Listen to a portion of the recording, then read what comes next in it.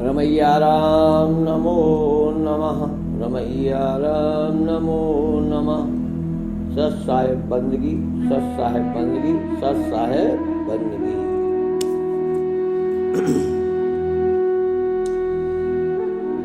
सत्य वचन बोलो सभी, सत्य करो व्यवहार। पांच रतन संग आपके हो जाओ तैयार। साधु संग और गुरु संग, दयादीन उपकार। तुलसीदास जी कहते हैं, तुलसिया संसार में पांच रतन हैं संग। साधु संग श्री गुरु शरण, दयादीन उपकार। परमात्मा ने आपको ये पांच रतन दिए और ये सब अनमोल रतन है। और ये सारे रतन हर गृहस्थ आश्रम में रहने वाले समस्त मानव जाति के लिए हैं, जो परमात्मा ने दिए। गृहस्थ आश्रम ये तपोवन है। गृहस्थ आश्रम में रह करके हम कहीं न जाएं, कहीं न आए, मात्र अपने गृहस्थ आश्रम को सही ढंग से चला ले तो परमात्मा की प्राप्ति होने में देर नहीं लगेगी।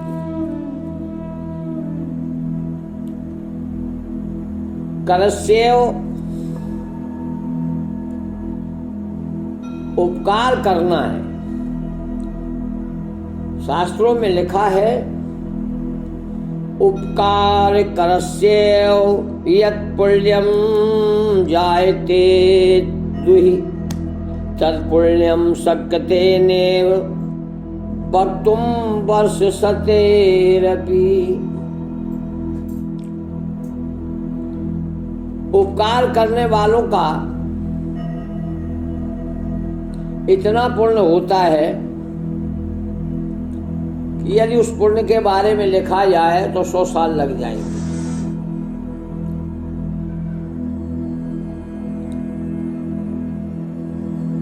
उपकार ये आपको अपने पास से खर्च नहीं करना है, ये रतन आपके पास है।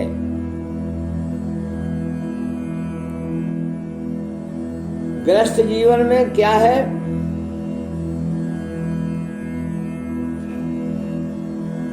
गृहस्थ जीवन में रह के ही हम संयम, सेवा, सहिष्णुता, संस्कार, ये सब हमें अपने घर से ही मिलते हैं। ये बात मैं इसलिए कह रहा हूं कि साधु बनने के लिए, साधना करने के लिए, संत बनने के लिए सबसे बढ़िया अगर कोई तपोवन है तपस्या के लिए तो गृहस्थ आश्रम है। हम बाहर जाएंगे तो हमें किसी न किसी का सहारा तो लेना ही पड़ेगा।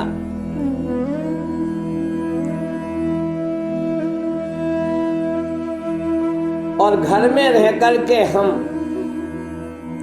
दूसरे का बोझ ना बन के हम दूसरे का सहारा बन सकते हैं। इसलिए परमात्मा से मांगो, हमें चाहिए तो क्या चाहिए, एक सहारा प्रभु का हमें चाहिए। बिन सहारे न बहती हैं नदियां कहीं, हो किनारे सहारा उन्हें चाहिए।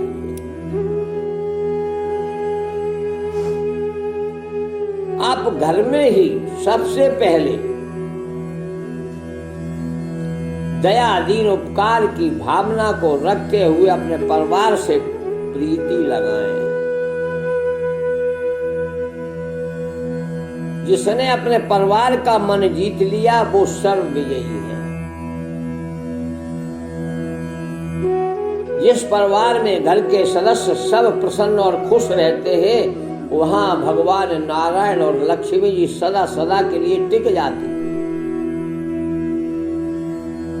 जिन घरों में कलह ज्यादा होता है वहां से कितना ही आवाहन करो कोई भी देवता उस घर में क्षण के लिए आता नहीं है। शास्त्रों में लिखा है जहां अपने से छोटों का, अपने से कमजोर लोगों का, घर में जो शक्ति स्वरूपा माँ बहन है उनका सम्मान होता है, वो खुश रहती हैं। तो आप किसी भी को मंत्र या पूजा पाठ करें या ना करें वो घर वैसे ही पवित्र होते हैं। मन पवित्र होने से घर का पूरा वातावरण पवित्र होता है। कई लोग ऐसे आते हैं हमारे पास, कहते हैं महाराज मैं बहू और बेटी में अंतर नहीं करता, मैं बहू को भी बेटा कह के ही बुलाता हूं। अच्छी बात है, यही होना चाहिए। कहने और करने में बहुत अंतर होता है। ऐसा लोग कह तो बड़ी सरलता से देते हैं लेकिन फिर व्यवहार नहीं करते। बेटा बेटी में अंतर, बहू बेटी में अंतर कर ही देते हैं। मान लो ससुर दयालु है, वो बहू से स्नेह करता है तो सास नहीं करने देती। बुलाएंगी बहू बेटा लेकिन अपनी बेटी में और बहू में विचारों में अंतर कर देती। अपनी बेटी के लिए तो चाहती हैं कि हमारी बेटी को कोई तकलीफ ना हो और बहुओं को ताना देने में कोई कमी नहीं रखती। ये ताना बाना जहां अपना कहते हुए और भेद है, ये तो और भी बड़ा धोखा है। इसलिए आज बड़े बड़े परिवारों में कलह है, कहते कुछ और है, करते कुछ और। दया होना चाहिए, सबके प्रति दीनता होना चाहिए, उपकार की भावना होना चाहिए। बात तो ऐसी करेंगे जैसे ये बड़े दयालु संत हैं, लेकिन जहां दया नहीं उसकी याद भी परमात्मा नहीं करता। जो स्वार्थी होता है उसका कोई मित्र नहीं हो सकता। जिसके अंदर छल कपट भरा है उसका कभी कोई विश्वास नहीं कर सकता। जिसके अंदर क्रोध है वो कुछ भी नहीं कर सकता। थोड़ा बहुत प्रयास यदि पुण्य इकट्ठा कर भी लिया, एक बार क्रोध करने से सब समाप्त हो जाता है, खाली रहता है। इसलिए क्रोध कभी नहीं करना चाहिए। क्रोधी व्यक्ति को भगवान भी पसंद नहीं करते, लोभी व्यक्ति को भी भगवान पसंद नहीं करते, क्योंकि जो लोभी होगा वो कभी दान कर ही नहीं पाएगा। लोभी कभी दान नहीं कर पाएगा, क्रोधी कभी भजन नहीं कर पाएगा, और छल कपट रखने वाला जो कहता कुछ और है करता कुछ और है वो भी कुछ नहीं कर पाएगा। लाख गुरु बना लो, लाख मंत्र जप लो, तुम्हारा भला होने वाला नहीं। इसलिए इन 5 रत्नों को संभाल के रखो। तन को जोगी सब करे, मन को बिरला को, सहज समाधि विधि पाइए, जो मन जोगी होए। आपको मन से योग की साधना करनी है और मन घर में ही जो है स्थिर रहता है। मन जितना जितना जहां जहां जाओगे वहां नए नए विचार उत्पन्न करेगा। संत लोग एकांत क्यों ढूंढते हैं? क्योंकि उनके एकांतपन में विचारों में जो तरंगें उठती हैं वो खत्म हो जाती हैं धीरे धीरे। और यदि कोई व्यक्ति चाहे कि हम दुनिया का भ्रमण कर लें और हमारे विचार रुक जाए, ऐसा कभी हो नहीं सकता, क्योंकि ये आंखें जहां भी देखेंगी वहां एक प्रश्न खड़ा हो जाएगा, वहीं एक नया विचार उत्पन्न हो जाएगा। इसलिए मन से योग करो, और ये सब आपको घर में ही मिल प्राप्त है। संत समागम हरि कथा। संत समागम क्या है? अपने मन को आत्मा में समर्पण कर दो, अपने आप का चिंतन करो, ध्यान भी करो तो अपना ही करो। हम कहते हैं ध्यान करें, किसका करें? कोई दीपक जला के ध्यान में बैठा है, कोई मूर्ति रख के ध्यान में बैठा है, कोई ध्यान मूर्ति गुरु मूर्ति कहता हम अपने गुरु का ध्यान करते हैं। पूजा मूलम गुरुर पदम, मंत्र मूलम गुरुर वाक्यम, मोक्ष मूलम गुरुर कृपा। अरे ये किस गुरु की बात है? क्या आपने कभी जाना? हाड़ मास का गुरु, उसका ध्यान। तो जहां गुरु जन्म लेगा वहीं आपको भी जाना पड़ेगा। अगर गुरु नरक में जाएगा तो तुम भी नरक में जाओगे। इसलिए संभल के रहो। ध्यान मूलम गुरु और मूर्ति। पहले जानो कि हमारा गुरु है कौन। आज बाहर के जो है ना शरीरधारी गुरुओं को तो हम बना लेते हैं, उनकी पूजा करने लगते हैं, ध्यान करने लगते हैं, सेवा में लग जाते हैं, दान पुण्य लुटाने लगते हैं। एक का भला हो जाता है, लेकिन न जाने कितनों का अनर्थ हो जाता है। क्योंकि परमात्मा ने गुरु रूप में ही तो आत्मा को भेजा है। आत्मा के शिष्य है मन बुद्धि चित्त और अहंकार। आपका आज मन बुद्धि चित्त अहंकार क्यों बिगड़ा है? इसलिए बिगड़ा है कि तुमने अपने गुरु का संग कभी किया ही नहीं। ये भी 5 रत्नों में आता है, गुरु सेवा साधु संग। ध्यान मूर्ति आत्मेव केवलम गुरु। आत्मा ही तुम्हारा गुरु है। आत्मा के ये शिष्य है मन बुद्धि चित्त और अहंकार। आज शिष्य अपनी मनमानी कर रहे हैं, गुरु बेचारा अकेला बैठा रहता है शून्य पर। कोई भी उसके पास नहीं आता, ना मन आता है, ना बुद्धि आती है, ना चित्त आता है, ना अहंकार आता है। जबकि इनको जो पावर है वो आत्मा से ही मिल रहा है। और ये भूले फिर रहे, ये जगत में ढूंढ रहे हैं, कोई हमें शांति दे, कोई शांति दे। कोई शांति नहीं देगा। तुम्हारे अंदर बैठा हुआ जो आत्म रूप गुरु है वही आत्मेव केवलम गुरु, आत्मेव केवलम गुरु। बस यही तो मंत्र है। मन और बुद्धि चित्त और अहंकार को अपनी आत्मा से जोड़ो। आत्मा का संबंध परमात्मा से है। क्यों? आत्मा ईश्वर का अंश है, परमात्मा का अंश है। आत्मा ही तुम्हें परमात्मा से मिलाएगी। आत्मा को ही सुरति कहते हैं। सुरति की आवाज जब निकलती है तो परमात्मा अपनी आवाज में उसको समाहित कर लेता है। समाहित करने का मतलब ये नहीं है कि तुम परमात्मा बन जाओगे, नहीं नहीं, परमात्मा के सन्निकट हो जाओगे, आपको सानिध्य मुक्ति प्राप्त हो जाएगी। सदा सदा के लिए उसकी गोद में आप विराजित हो जाओगे। और उसकी गोद में कोई काल या समय का चक्कर नहीं है, वो सबसे परे है। इसलिए आत्मा अजर अमर अविनाशी है, परमात्मा भी अजर अमर अविनाशी है। बाप बेटे का जो अंतर होता है वो तो बना ही रहेगा। कुछ लोग समझते हैं कि हम मोक्ष पा जाएंगे तो हमारा अस्तित्व मिट जाएगा। ऐसा नहीं है भैया। सांसारिक सागर का उदाहरण लेकर के, पानी का उदाहरण लेकर के तुम्हें समझाने की कोशिश की जाती है। पानी की बूंद पानी में मिलकर के पानी बन जाएगी, लेकिन आत्मा परमात्मा से मिलकर के संत बन जाएगा। ईश्वर नहीं, परमात्मा नहीं। संत बन गए जब बुरे विचारों का अंत हो जाए, बुरे विचारों का अंत हो जाए, अच्छे विचार तुम्हारे अंदर इकट्ठे हो जाए, बस वही तो संत है। वेशभूषा से देश बना लिया, ये कोई संत के लक्षण नहीं। संत के लक्षण वही है जिसके अंदर दया, दीन, उपकार, गुरु और साधु संग,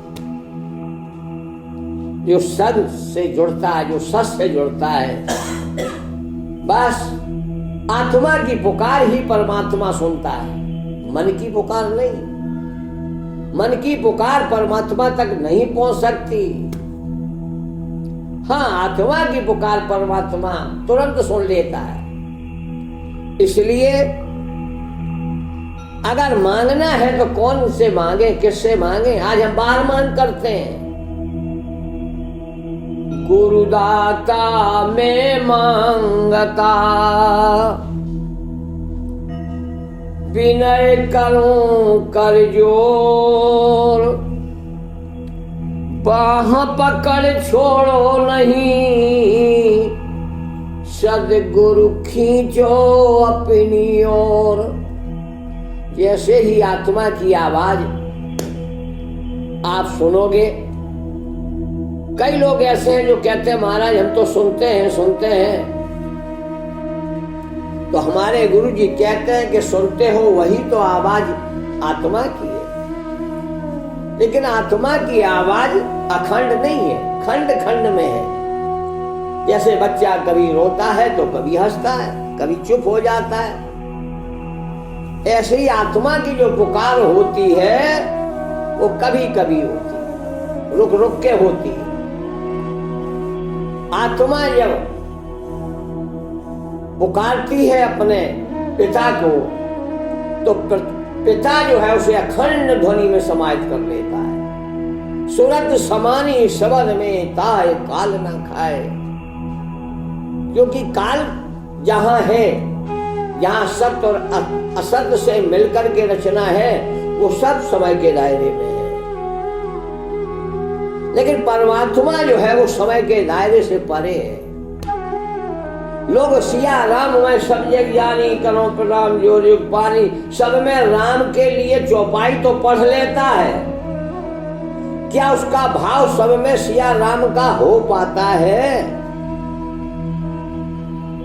जिस दिन तुम्हारे अंदर ये भाव होगा, उस दिन तुम्हें अपने सम्मान की आवश्यकता ही नहीं पड़ेगी। आज लोग चाहते हमारे पैर लोग छुएं, हमारी सेवा करें, हमारे जो है ना विचारों में चलें, और चौपाई भी गाते सिया राम में सब जग जानी। जब सिया राम में सब है, फिर तुम गुरु और शिष्य कहां से आए? गुरु और शिष्य कहते कुछ और हो, करते कुछ और हो। जब सब राममय है तो हम तो राम के ही समर्पण है। जो भी जीव पास में आया सभी तो राम है ना, किससे हम अपने पैर छुआएं? जब सब राममय है फिर तुम्हें पैर छुआने की जरूरत क्या है? तुम भी राम की चर्चा करो और वो भी राम की चर्चा सुने। रोम रोम में रमने वाला राम, मैं तुमसे क्या मांगू? तू तो हर बात जानता है, आत्मा की पुकार सुनता है, तू दयालु है, दीनबंध है। और इस कलयुग के अंत में साईं अरुण जी महाराज ने तुम्हें ऐसा जोड़ लिया है, क्या कहना। दीनानाथ अनाथ का, अब तक तो हम अनाथ थे, पता ही नहीं था मेरा बाप कौन है, ना जाने कितनों को बाप बनाते फिर रहे थे। सबको बाप बना रहे हैं क्योंकि स्वार्थ है, स्वार्थी आदमी को तो बाप बनाना ही पड़ेंगे। लेकिन जो निस्वार्थ है, परमात्मा भी निस्वार्थ है, इसलिए निस्वार्थ प्राणी ही परमात्मा से जुड़ सकता है।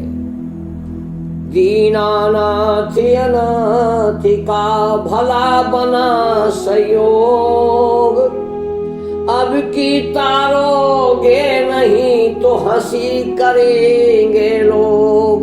अब तरने का समय आ गया है, मरना नहीं पड़ेगा। इसलिए हाथ जोड़ के आप सबसे निवेदन है कि सत से जुड़ो।